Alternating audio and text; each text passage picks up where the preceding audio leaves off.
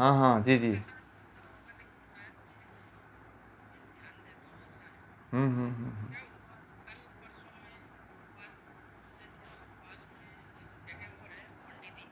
हाँ हाँ।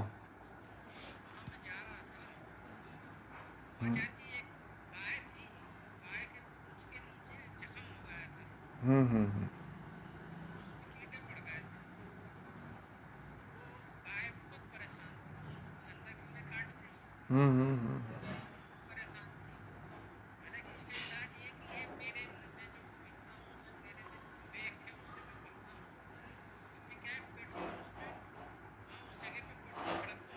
हम्म।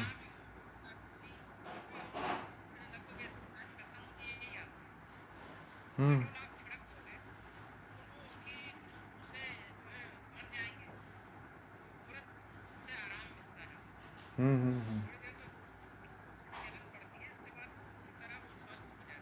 हम्म।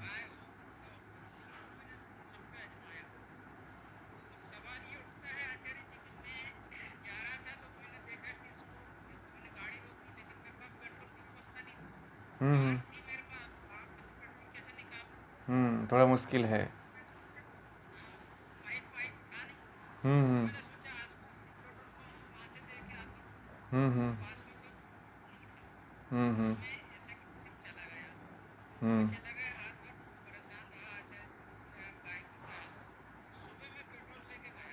अच्छा अच्छा।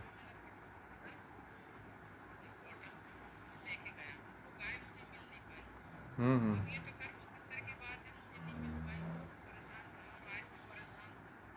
हम्म। हम्म। हम्म।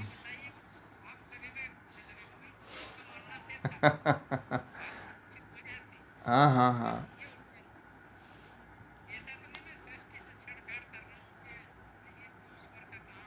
नहीं नहीं नहीं नहीं नहीं।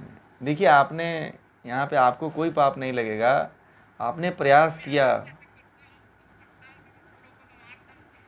नहीं देखिए, किसी के यदि प्राण बचते हों तो वो जो जीवाणु होते हैं, जीवाणु वैसे भी भगवान श्री कृष्ण ने गीता में कहा है कि इनको नहीं मारोगे तब भी ये पहले मर चुके हैं, ये मारे जा चुके हैं। ठीक है, इनकी मृत्यु हो चुकी है। इसीलिए जो है उसका पाप आपको नहीं लगेगा, क्योंकि आप धर्म युद्ध कर रहे हो ना। भगवान श्री कृष्ण ने कहा कि आप धर्म के लिए तो ईश्वर ने तो सबको बनाया है, परंतु जो आपका कर्तव्य है वो कर्तव्य आपका मुख्य है ना। भगवान श्री कृष्ण ने कहा कि आपकी प्रकृति यह है कि आप दयालु हो, और अपने दया के अनुसार आप कर्म कर रहे हो, इसलिए आप अपने प्रकृति और गुण कर्म स्वभाव के अनुसार कर्म कर दिए। तो आपको इसके इसके इस कर्म के फल इस कर्म के फल का कोई भी पाप नहीं लगेगा, क्योंकि अपने प्रकृति के अनुसार आप कर्म कर रहे हो, स्वभाव के अनुसार, और आपका यही धर्म है। और पहले भी ये धर्म का कार्य कर चुके हो आप। तो हाँ, तो इसका कोई आप, हाँ, तो स्वभाव को सबसे बड़ी बात है कि आप अपने स्वभाव को पहचानते हो। ठीक है, और स्वभाव के अनुकूल कर्म करते हो। यदि उसमें दुर्योधन के कौरवों की पूरी सेना आती है, यदि आप उसको मार देते हो तो उसमें आपका अधर्म नहीं होगा, क्योंकि धर्म के लिए आप लड़ रहे हो। ठीक है, जहाँ पे धर्म के लिए लड़ना हो वहाँ पे कोई पाप नहीं होता है। ठीक है, इस बात को सभी लोग ध्यान में रखिएगा। ठीक है, ये प्रश्न इनका जो है केवल इनके लिए नहीं है, ये प्रश्न जो है ये सभी के लिए है। नहीं नहीं नहीं, आप चिंता की इसमें करने की बात ही नहीं है इसमें।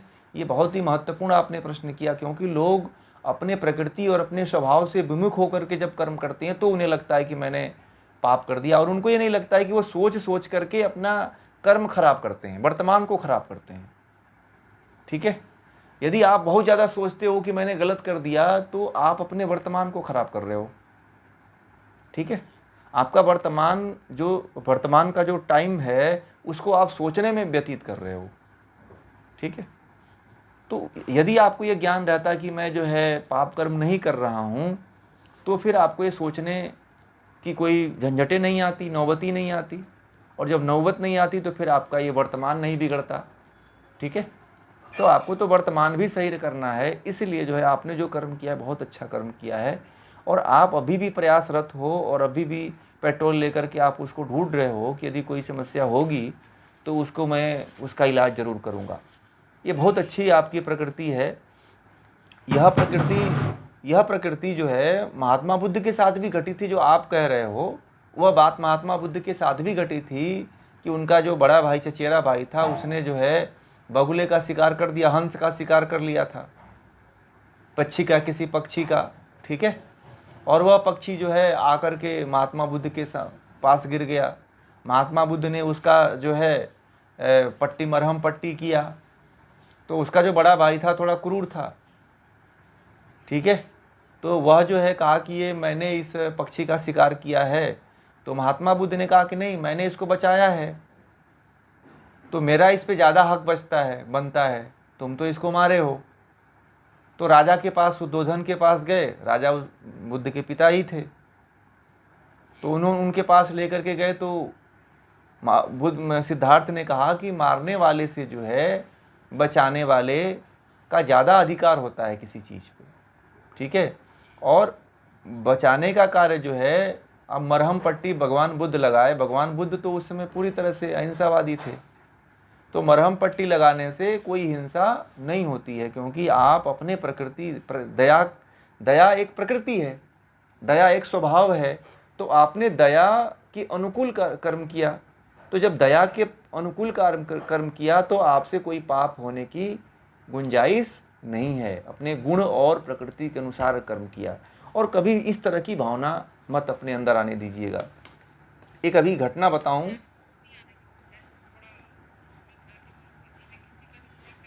नहीं नहीं नहीं, एक नहीं, बहुत अच्छा आप कर्म कर रहे हैं, और ऐसे कर्म करते रहिए, और सभी लोग करते रहिए। मुझे इससे पहले एक उदाहरण बताऊं आपको। मुझसे 2019 में एक लड़का मिला था, 22 साल का था, और वह मेंटली डिस्टर्ब था। वो बहुत पढ़ने में ब्रिलियंट था, परंतु उसके सामने ये घटना आ जा। वह मेरे पास, उसकी माँ हमारे यहाँ योग किया करती थी। तो वह बहुत से मेंटली डॉक्टरों को दिखा दिखा के परेशान हो गई थी। ठीक है, वह लड़का जो है, उसके अंदर एक समस्या थी कि जब चलता था तो कहता था कि मेरे पैर के नीचे चींटी आ गई। और वह जो है दिन रात सोता था तब भी कहता था कि मेरे पैरों से चींटी मर गई, मेरे हाथ से चींटी मर गई, मेरे पीठ पे चींटी रेंग रही थी, मैंने हाथ ऐसे खुजला दिया तो मर गई। मतलब उसको एक फोबिया हो गया था, डर पैदा हो गया था उसको कि मेरे द्वारा जो है कर्म, इस तरह का कर्म हो गया। तो उस समय भी मैंने यही जो है गीता का जो सॉल्यूशन है उसको दिया था। और आज वह लड़का जो है गुजरात गवर्नमेंट में जो है सरकारी जॉब में है। नहीं तो मेंटली डिस्टर्ब था, घर में अपने आप को कैद करके रखता था। ठीक है, घर में अपने आप को कैद रखता था और अपने आप को पाप भावना में रखता था। हमेशा कहता था कि मैंने बहुत बड़ा पाप कर दिया, मेरा क्या होगा। और मेरे पास जब आया था तो सहमा सहमा सा था, डरा डरा सा था। मेरे पास आया तो मुझसे ही डर रहा था वो। और जब मेरे पास कदम रखा तो मुझे सबसे पहले कहा कि मेरे पैर के नीचे चींटी दब गई, मुझसे पाप हो गया। मैंने कहा कौन देखा? मैं तो देखा ही नहीं, यहाँ पे इतने लोग हैं कोई नहीं देखा, तुम कह रहे हो कि चींटी मर गई। ठीक है, तो उस समय भी मेरी गीता की क्लास होती थी, तो उस समय उसको मैं जो है बुलाया, और वह अब पूरी तरह से स्वस्थ है। गीता में हर सॉल्यूशन का, हर समस्या का सॉल्यूशन है। दुनिया की कोई ऐसी समस्या नहीं है जो गीता से नहीं हल होती। यहाँ तक कि बड़ी बड़ी बीमारियां भी गीता से ठीक हो जाती हैं, क्योंकि बहुत बड़ी बड़ी बीमारियां जो हैं मानसिक होती हैं, शारीरिक कम होती हैं। परंतु गीता का यथार्थ ज्ञान हो तो, गीता का सही अर्थ यदि कोई जानता हो तो ये भावना यदि, बस वही लोग जानते हैं। ये इतना तो गहराई में बहुत कम लोगों को पता है। और जो लोग,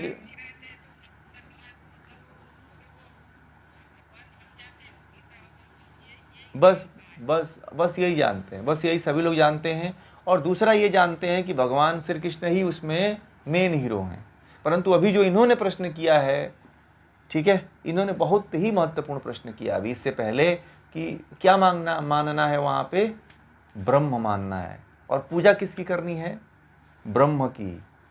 ठीक है, इस प्रश्न को आप लोग ध्यान में रखिएगा, क्योंकि यह गीता का सबसे मुख्य बिंदु है और मेरे पढ़ाने का सबसे अगर अहम और मुख्य कोई विषय है तो आप लोगों को परमात्मा से जोड़ने का, बस ये सबसे बड़ा मुख्य विषय है कि आप डायरेक्ट परमात्मा से जुड़ो, न कि कृष्ण के पीछे, जो कृष्ण ज्ञान देने वाला व्यक्ति हैं उनके पीछे अपने जीवन को बर्बाद करो। मैं नहीं कह रहा हूं कि कृष्ण को आप मत मानो, परंतु कृष्ण को आदर्श मानो, आइडियल जिसको कहते हैं ना। नहीं, वह भी जो है भगवान है, वह भी हमारी और आपकी तरह योगी ही हैं। वह भी जो है उसी परमात्मा का ध्यान करते हैं जिस परमात्मा की मैं ध्यान करने की आपको बात कह रहा हूं। चाहे भोले हों, चाहे परमात्मा निराकार है, अजन्मा है, कभी जन्म नहीं लेता है। ठीक है, परमात्मा का कभी नहीं, रूप उसका नहीं होता है। आप परमात्मा ने सबको रूप दे करके, वह बिना रूप का छिपा हुआ है सब में, यही परमात्मा है। यदि वह परमात्मा ये धर्म है, परंतु मानिए आप ना भगवान शिव को भगवान मानिए। आप मानने का मतलब क्या होता है, देखिए ये यही बात मैं कहना चाहता हूं कि आप इन देवी देवताओं को मानिए। क्यों माना जाता है, क्यों पूजा जाता है, कि इनके गुण हमारे भीतर आ जाएं। इनके स्वभाव, इनके गुण कर्म स्वभाव यदि हमारे भीतर आ जाएंगे तो हम भी इनके तरह बन करके अपने आत्मा को मुक्त कर लेंगे। पूजा हम इसलिए इनकी करते हैं, न कि क्या,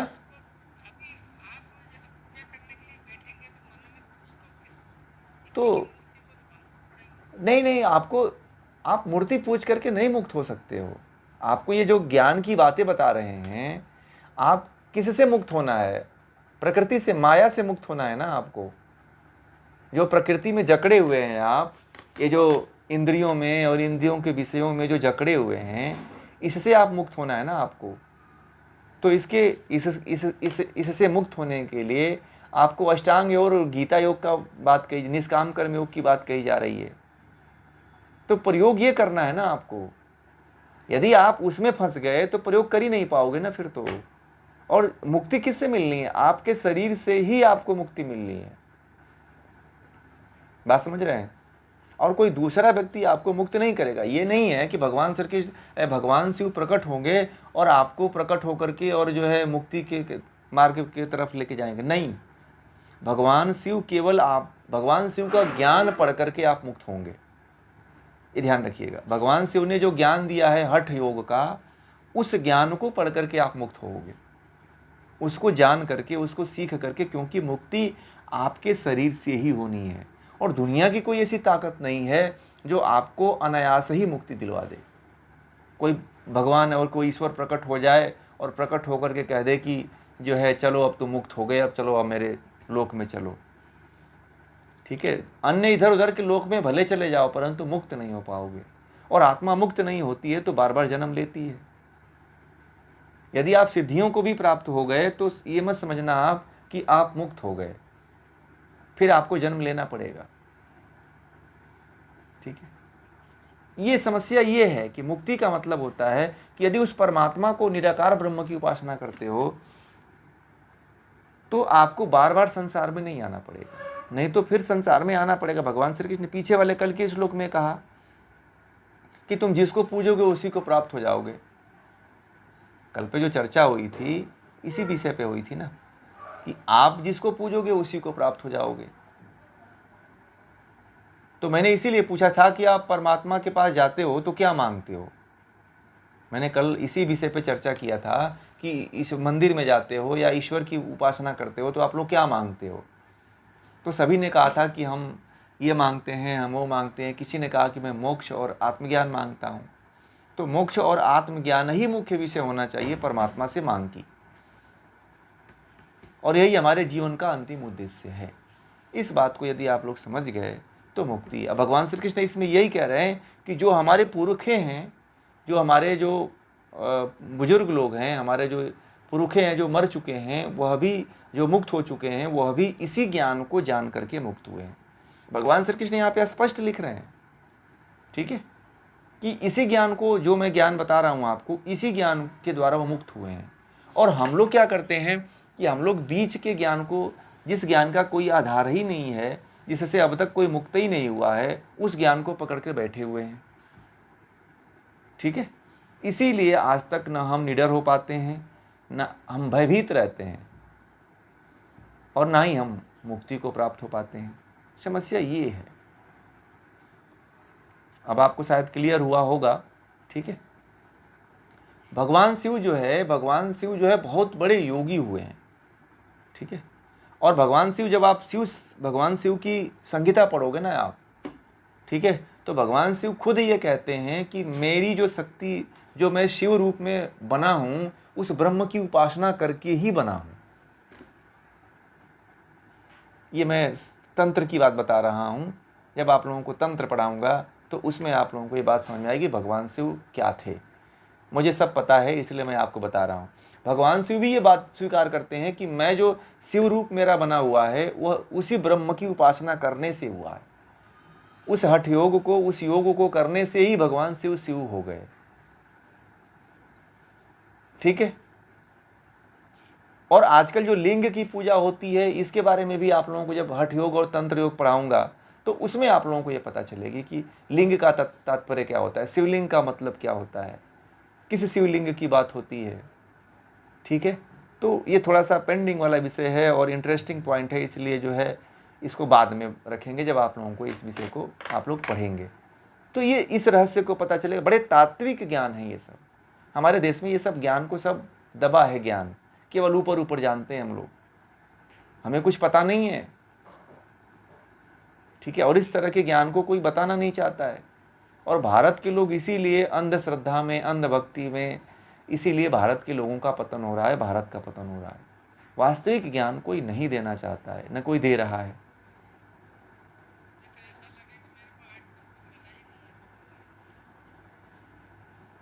ये तो परमात्मा है, वो कहानियों से,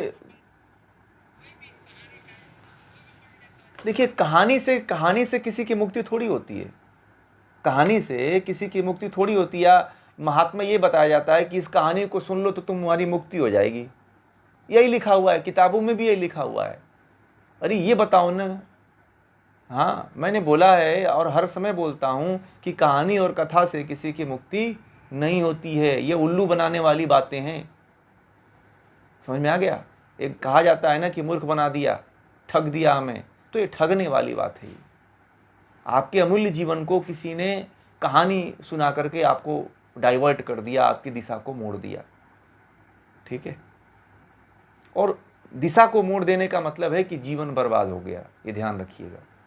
मुझे कभी कभी बड़ा अंदर से पीड़ा होती है कि ऐसे लोग हैं कि लोगों के जीवन के साथ खेल जाते हैं, खेल अपने स्वार्थ के लिए। अरे सही दिशा दे दो उसको, सही ज्ञान दे दो उसको, जाना होगा तो फिर अब उसके ऊपर उसका कर्म उसको लेके जाएगा, जाना होगा तो जाएगा, नहीं जाना होगा तो फिर आपने अपना कर्तव्य सही दिखा दिया, ठीक है। वो भटकेगा तो फिर वो अपना कर्म का फल भोगेगा।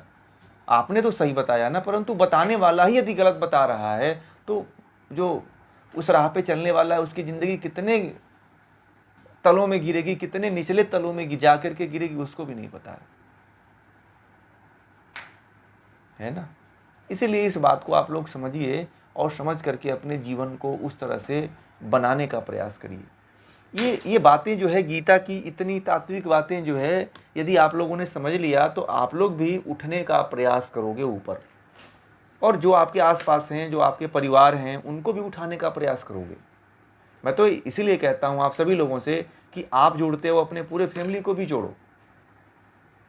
गीता की इस ज्ञान से आप खुद जुड़ते हो तो अपने फैमिली को भी जोड़ने का प्रयास करो, क्योंकि जो सबसे अच्छी वस्तु होती है हम अपने परिवार को देते हैं। तो सबसे अच्छा ज्ञान है तो ज्ञान को भी परिवार में बांटना चाहिए, है ना। सबसे अच्छी वस्तु को हम किसको ला के रखते हैं? धन है तो धन हम किस लिए कमाते हैं? कि हमारे परिवार के काम आएगा। तो ज्ञान है तो इस ज्ञान को भी तो अपने परिवार में बांटिए, बच्चों में बांटिए। इससे अमूल्य चीज क्या हो सकती है? दुनिया का खजाना एक तरफ रख दो और ज्ञान एक तरफ रख दो, तो जो है खजाना हल्का पड़ेगा।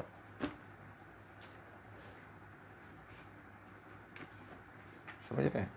इसीलिए जो है इस अमूल्य ज्ञान को खोइए मत।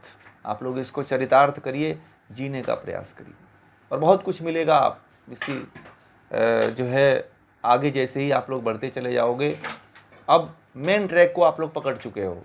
अब इस ट्रैक पे यदि आप लोग आ गए हो तो समझना कि आप खुद मुझे खुद बताओगे कि हाँ, हमारा रास्ता सही अब लाइन पे जा रहा है। ठीक है ना।